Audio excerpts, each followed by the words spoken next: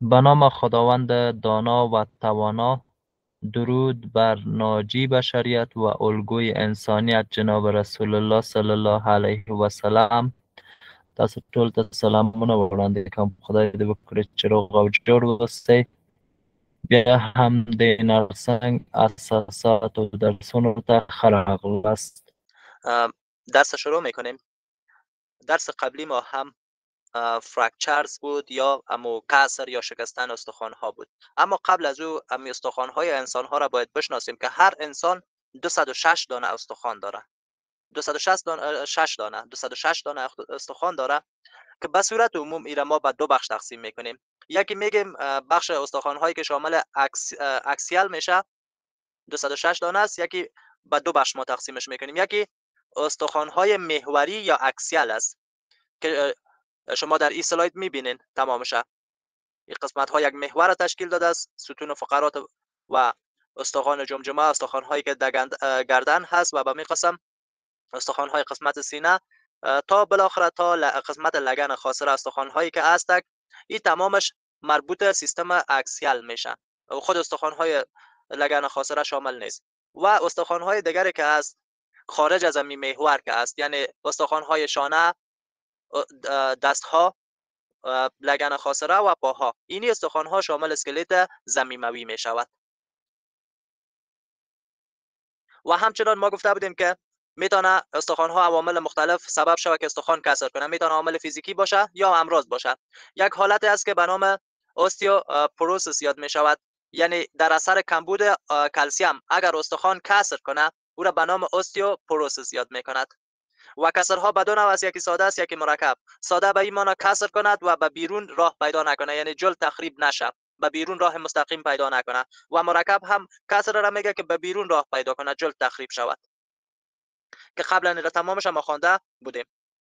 و یک چیز اصطلاح دیگر هم باید شما بدانید که اگر کسر مرکب شد انتانا اینجا میتونه نفوذ کنه چون به بیرون راه پیدا میکنه. و اگر انتان چی شود در عظم یا استخوان جا بگیره، ای را به نام اوستیومایلیتس یاد میکنه. اوستیومایلیتس. و اینجا تصویرش هم میبینید که کامپاوند فرکچر ببینید به بیرون راه پیدا کرده، جلد تخریب شده به بیرون راه پیدا کرده. ولی سمپل ببینید کسر کرده به بیرون راه پیدا نکرده. اما نهایات مکسورش از هم جدا میشه در کامپاوند یا مرکب و به بیرون راه پیدا میکنه. ولی در سمپل نهایات مکسوره و قسمت هایی که شکسته همین قسمت ها به بیرون راه پیدا نمیکنه. و انواع مختلف کسر هم در این سلاید میبینیم که قبلا در مورد کسرها گپ زده بودیم. و اوپن و کلوز، به بیرون که راه پیدا کرد او را اوپن میگه، اگر به بیرون راه پیدا نکرد او شکستگی او را میگه کلوز. مراقبت از مریضان هم در موردش بحث کرده بودیم، تا یک اندازه خوانده بودیم که کدام موضوعات در نظر بگیریم. در اول ارزیابی و نظارت شود. اولین کار را که نرس موظف میکنه اینا را باید ارزیابی و نظارت کنه. وضعیت سیستم عصبی و دوران خونش ببینه که چی گونه هست و همچنان درجه حرارتش چک کنه. تا اینجا وقتی که درجه حرارت بالا میشه یعنی انتان اینجا مداخله کرده، انتان است یا نیست. اینی موارد باید ببینه. و همچنان موضوع دیگر که هست، مهمترین کاری که در کسایی که کدام قسمتش کدام استخوانش کسر میکنه، مهمترین کار ای است که از حرکت شخص جلوگیری شود. اما قسمتی که شکسته او حرکت داده نشه. و همچنان میتونه علائم حیاتیش، فشار نبض، ضربان قلبش، تنفسش، این قسمت ها هم ملاحظه شود، دیده شود. موضوعی که از به حرکت شود، اگر دردش بود میشه از دواهای مسکن درد یا آنالژیزیک هم استفاده شود مطابق دستور دکتر. و این موارد تمامشان در نظر گرفته شود. زخم ها هم مراقبت شود، پانسمان به شکل درست شود، شرایط محکم در نظر گرفته شود، در پانسمانش از عوارضش جلوگیری کنه. خود وقتی که امی کسر باز باشه به بیرون راه داشته باشه، مراقبت شود از بهداشت به صورت بهداشتی یا امو حفظ صحه مراعات شود. مثلا امو نرسی که پانسمان میکنه به خصوص باید دست ها، امو هایجین دست ها یا هم بهداشت دست ها و شرایط اسپتیک در نظر گرفته شود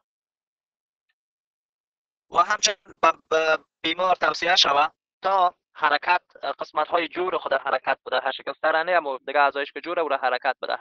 چرا حرکت اگر داده نشه امکان داره زخم بستر جور شود یا هم در مشکل تنفسی مثلا انتانات در سیستم تنفسیش جا بگیره. و همچنان به بیمار و خانواده بیمار هم راهنمایی شود که چگونه برخورد شود، خود بیمار چی کنه، خانوادهش چی کنه. اینی موارد باید در نظر گرفته شود و در صورتی که نیاز به فیزیوتراپی بود او هم برش راهنمایی شود. از لحاظ روانی در آغاز در هر نه تنها در بخش کسر یا شکستگی ها، در تمام بخش ها از لحاظ روانی باید از لحاظ روانی و عاطفی با مریض برخورد درست صورت بگیره. موضوع ما که رسید در تطبیق پلستر، درس مرور درس های قبلی بود. درس فعلی ما تطبیق پلستر است. قالب یا پلستر عموما در اتاق پلستر تطبیق می شود و قالب توسط دکتر با همکاری نرس تطبیق می شود و قبل از تطبیقش مریض از لحاظ روحی و فیزیکی باید کاملا آماده باشه. یعنی از لحاظ روحی کاملا آماده باشه، مفهوم پلستر را بفهمه و از لحاظ فیزیکی یعنی در کدام حالت قرار بگیره اما تا پلستر شود و کسرها استخوان‌ها دوباره ترمیم شود. از لحاظ قبل از اینکه پلستر تطبیق شود از لحاظ فیزیکی و روحی و روانی مریض کاملا آماده شود. بعد از اینکه آماده شد مریض، ناحیه تطبیق پلستر، اما جایی که پلستر میشه باید پنبه گذاشته شود یا یک چیز نرم گذاشته شود تا همین پلستر که وقتی که میشه خودش خود سخت است، این سبب نشه که جلد تخریش کنه یا کدام مشکل دیگه به جلد ایجاد کنه. و همچنان مریض در یک وضعیت مناسب قرار داده شود و پلستر تطبیق شود. مریض در یک وضعیت مناسب قرار داده شود و پلستر تطبیق شود. بعد از تطبیق ایکس ری هم صورت بگیره تا کدام مشکل دیگر رخ نداده باشه، اشتباه پلستر نشده باشه یا کدام ناحیه دیگر کدام مشکل دیگر واقع نشده باشد. و همچنان دقت شود تا وقتی که پلستر میشه یعنی آنقدر محکم باید نشود تا سیستم عضلانی یا دوران خون تحت فشار قرار بگیره. این موضوع هم باید دقت شود در پلستر نمودن. طوری باید پلستر شود که رگ‌ها و عصب تحت فشار قرار نگیره. چرا؟ رگ‌ها تحت فشار قرار بگیره جریان خون بند میشه، یک مشکل دیگر پیدا میشه. مشکل دیگر پیدا میشه امکان داره مو قسمت خود بیخی از دست بدهه و عصب که تخریب شود سبب فلج شدن همون ناحیه میتونه شود. پس این موضوع خیلی مهم است. باید دقت شود تا طور پلستر تطبیق نشه که بالای رگ‌ها و اعصاب فشار وارد شود و مشکل دیگر ایجاد شود. و از مریضان پلستردار چگونه مراقبت شود؟ اول امی بیماری که پلستر شده زیر امی توشکش جایی که استراحت میکنه، جایی که گذاشته میشه، مریض یک تخته گذاشته شود. چرا تخته گذاشته شود؟ به خاطر که یک حالت تعادل داشته باشه مریض. یعنی اگر تخته نباشه امو حالت تعادل نمی باشه، میشه امو حالت پلستر ناحیه که پلستر شده خصوصا پای اگر پلستر شده باشه وقتی که تخته نباشه زیر توشک بیمار یا امو تخت بیمار یک تخته گذاشته نشه تا تعادل حفظ شود امکان داره امی استخوانش به طور منظم ترمیم نشه، کج شود و این مشکلات میتونه به وجود بیاره و یا هم دوباره پایش تحت فشار قرار بگیره یا جایی که شکسته و تحت فشار قرار بگیره کدام مشکل دیگر رخ بده. و همچنان کار دیگر که شود چی کار شود؟ بالش تحت پلستر مریض گذاشته شود. اون ناحیه که پلستر شده همون قسمت یک بالش گذاشته شود، یعنی طور گذاشته شود و بالش یا یک چیز نرمه که مریض احساس راحتی کنه و همین تعادل در نظر گرفته شود و حرکات غیر ضروری قسمت پلستر شده از حرکات از جلوگیری شود. و همچنان قسمت پلستر با کف دست تماس گرفته شود. امی مریضی که قسمتش پلستر شده با انگشت ها، نوک انگشت ها باید فشار وارد نشه، با کف دست گرفته شود. چرا نوک انگشت ها امکان داره نوک انگشت ها شما میدانید که از لحاظ فیزیک میدانید فشار میدانید که چی از خودش از فیزیک میدانید که فشار قوه وارد شده بر سطح می باشه. فشار میدانید که قوه بر سطح می باشه. حالا هر چقدر چیز نوک‌تیز بالای یک سطح وارد شود فشار بیشتر وارد میشه. حالا انگشت که فشار وارد میکنه بالای پلستر فشار بیشتر وارد میکنه، ولی کف دست فشار میکنه. چرا؟ به خاطر که مساحت دست بیشتر است مساحت نوک انگشت کمتر است و پلاستر در هوای آزاد گذاشته شود تا خشک شود و همچنان سایر اعضای مریض دست ها و انگشت ها حرکت داده شود. تنها همون قسمتی که کسر کرده آن قسمت حرکت داده نشود و فشار پلاستر کنترل شود تا خون و عصب تحت فشار قرار نگیره. در همون قسمتی که پلاستر شده باید کنترل شود تا رگ‌های خونی و اعصاب تحت فشار قرار نگیره. چرا؟ به خاطر که میشه سبب نکروز شود یا سبب فلج شدن شود. چگونه وقتی که عظم یا استخوانی که کسر کرده بود دوباره جور شد، چگونه پلاستر برداشته شود؟ قبل از اینکه پلاستر برداشته میشه از مریض باید ایکس ری گرفته شود، اطمینان حاصل شود که کسر جور شده، ترمیم شده، استخوان ترمیم شده و مشکل رفع شده. اول ایکس ری گرفته شود. بعد از او باز چیکار شود؟ توسط کتر به این قسم که تصویرش هم اینجا میبینید، توسط همین آله به طور آهسته بریده شود. به طور آهسته بریده شود و در برشش باید احتیاط شود. یعنی طور احتیاط شود که قسمت بالا اینجا مثلا دست است پلاستر شده، این قسمت هایی که یعنی عضو تخریب نشود، بریده نشه، یا خودش برنده هست، بسیار احتیاط شود، بسیار دقت شود تا اعضایی که هست اینجا او تخریب نشه، کدام مشکل دیگر جور نشه.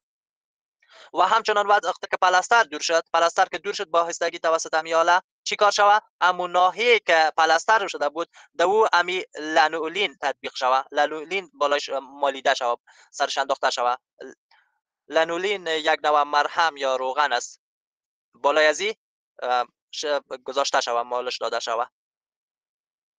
چرا لانولین؟ به خاطر که خود چی از خشک و خاصف می باشه تا مو جلد به حالت عادی خود. موضوع دیگر تراکشن است. تراکشن هم در یک عضو که وزن بند میکنه تا به حالت عادی خود بر بگرده، امیر تراکشن میگه. تراکشن خودش چی معنا؟ کشش معنا داره. تراکشن کشش معنا داره، کش کردن معنا داره. حالت است که در یک طرف یک عضو یا یک طرف لم فقرات رقبی و حوصله به حالت کش قرار داده می شود. یعنی یک عضو کوتاه‌تر می خود معناش کشش است، یک قسمت بدن که بالایش وزن گذاشته شده و به خاطر کشش امیر تراکشن میگه. و به خاطر از اینکه تراکشن صورت بگیره باید کشش سمت مخالف باشه یا کانتر تراکشن باشه. کشش سمت مخالف باشه. کشش به سمت مخالف باشه. حالا سعی کنید این پا و کشش ببینید سمت مخالفش است. این تصویر ببینید طرف پایانه. و در کجای تراکشن استفاده می شود؟ موارد استفاده تراکشن در کجا است؟ در کدام جاها استفاده میشه؟ به خاطر بازگشت یا غیر متحرک ساختن کسرها، تثبیت کسرها، تثبیت شکستگی های استفاده میشه. به خاطر ارجاع و غیر متحرک ساختن کسرها یا تثبیت کسرها. وقتی که کسر صورت میگیره به خاطر ارجاعش یا بازگشت به حالت عادی و غیر متحرک ساختنش استفاده می شود تا حرکت نکند. و همچنان به خاطر برطرف کردن مثل اسپازم یا تشنج عضلی هم استفاده می شود. در این تصویر شما می بینید یک عضله که اسپازم یا تشنج کرده به کدام حالت هست. و به خاطر جلوگیری و یا اصلاح سوی تشکلات استخوانی استفاده هم می شود. پس موارد استفادهش هم سه مورد است. و انواع تراکشن انواع مختلف داره که یک تعدادش به طور ذیل می باشه. یکیش منوال تراکشن است که با دست انجام میشه. با دست انجام میشه. ایرمو دکتره که وقتی که میخواد پلاستر کنه یا بسته بندی کنه با یک دست خود کش میکنه تا در حالت عادی قرار بگیره، بعد از او بستیش میکنه. اما مزابه پلاستر، اما در ویدیو هم دیده بودین که امو سطل بود بنداج داده بود تر میکرد، اما مزابه پلاستر است. به شکل مایع است که بعد از او بنداج داده که مخلوط میکنه و بستیش میکنه، اما مزابه. و دیگه اسکلتال چی است؟ تراکشن است یا تراکشن عظمی یا استخوانی است. در یک حالت است که سیخ داخل عظام طویله می شود. استخوان هایی که دراز می باشد طولانی می باشد داخل آنها می شود.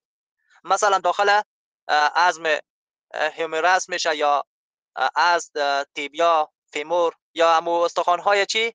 دست و پا، همو استخوان های طویله ما که استخوان های هیومرس در دست وجود داره، پایانتر از شانه تا به بازو همین قسمت قرار داره. فیمور هم در پای قرار داره در این استخوان ها در باز بینش سیخ گذاشته میشه و بعد از اون وزنه گذاشته میشه تا در حالت چی خود بگرده، در حالت عادی خود یا در تثبیت شود. و همچنان دیگه اسکن تراکشن است یا تراکشن جلدی هست که کشش مستقیم بالای جلد وارد میگردد و در جلد پلاستر چسبناک تطبیق شده و وزن مستقیم به آن وصل می شود. اینجا سعی کنیم استخوان های طویله را که ما گفتیم، استخوان هیمورس در این قسمت قرار داره و تیبیا فیمور هم در این قسمت قرار داره. این استخوان طویله است یا استخوان ران است و تیبیا فیبولا در از زانو پایانتر قرار داره. اکثرا در استخوان های طویله این تراکشن صورت میگیره. اینجا بعضی تصاویر تراکشن هم میبینید که چگونه هست و همچنان از مریضان تراکشن چگونه مراقبت شود. از این مریضان چگونه مراقبت شود؟ اول هم عملیه برش مکمل تشریح شود و این مریضی که تراکشن صورت میگیره باید زیر توشکش تخته گذاشته شود تا یک حالت تعادل قرار بگیره و در بستر مریض بالکن فریم و ترپز قرار داده شود. بالکن فریم و ترپز چی است؟ اینی را بالکن فریم میگه و چنگک که دستایش گرفته این را چی میگه؟ ترپز میگه. در بسترش بینی چیزا باشه. دغه وسایل باید در بستر کی بوسی. این باشه تا مریض با آسانی حرکت کنه. مریض تکان نخوره، خصوصا همون قسمتی که تراکشن صورت میگیره آن قسمت تکان نخوره و از این عملیش باید اطمینان صورت بگیره. یک موضوع دیگر ما گفتم در اسلاید قبلی که سیخ در داخل استخوان میشه، باید شرایط اسپسیس مراعات شود، یعنی سیخ کاملا معقم شود و بعد از او باز داخل شود و همچنان مریض تکان نخوره. از عملیه که به شکل درست اجرا میشه اطمینان حاصل شود و چیزای اضافی با تراکشن وصل نشه، به خاطر که وزن زیاد یا کم میشه مشکل جور میکنه و بدون توصیه دکتر وزن زیاد و کم نشه. از نظر اعراض و علائم عصبی خونی، از نظر موضوع دیگر که است چی کار شود؟ عصب و رگ‌های خونی هم مطالعه شود تا سبب نشود که امی تراکشن سبب این شود که رشته‌های عصبی را تخریب کنه یا رگ‌های خونی را تخریب کنه. این موضوع هم رعایت شود و موضوع دیگر رعایت شود، این موضوع هم در نظر گرفته شود تا مریض به زخم بستر مبتلا نشه. اما قسمت هایی که کم تحرک می باشه، فعالیت نباشه، آنها مساج داده شود. و این هم تصویر را میبینین که شما در اینجا خواندین، این همیشه بالکن فریم میشه و این هم ترپس میشه. پس این موضوعات درسی جلسه امشب ما بود موضوعات به پایان رسید. تا درس دیگر خداحافظ.